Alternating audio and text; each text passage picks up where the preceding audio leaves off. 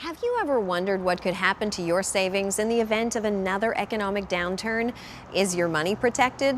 What if the bulk of your savings is in another currency or country?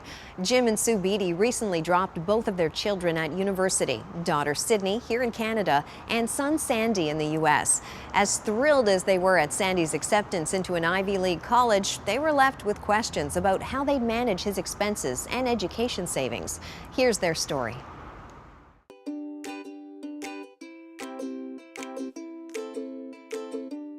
When we met, you were sailing quite a bit at that time at a very high level because you were on the Olympic team.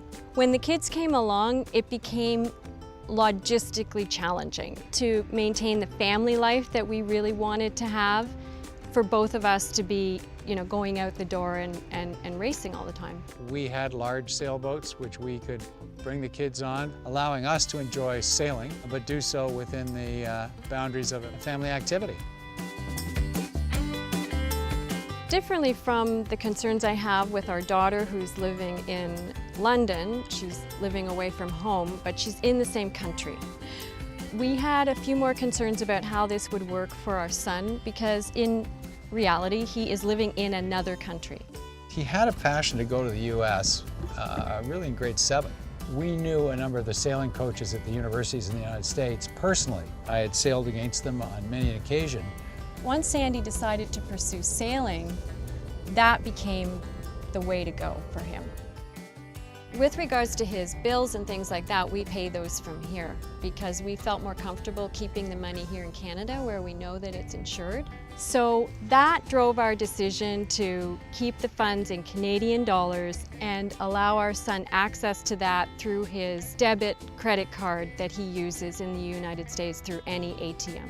One of the things we also need to think about is our own future and our own plans. This is sort of a new topic for us that we're going to have a bottle of wine and discuss more extensively, for sure.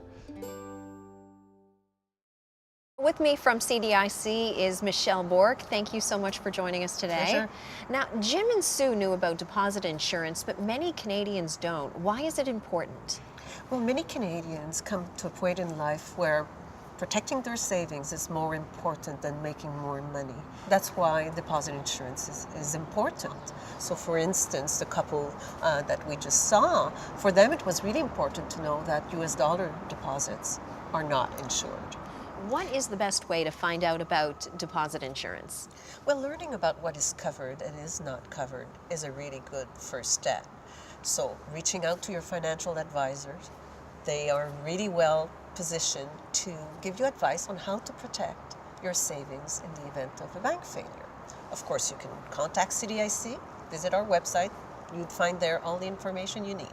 So for your viewers, I would encourage them to learn more about what is and is not protected. Well, thank you so much, Michelle. It has been very informative. It's a pleasure. Thank you. Now, it is important to make informed financial decisions. To learn more, go to cdic.ca.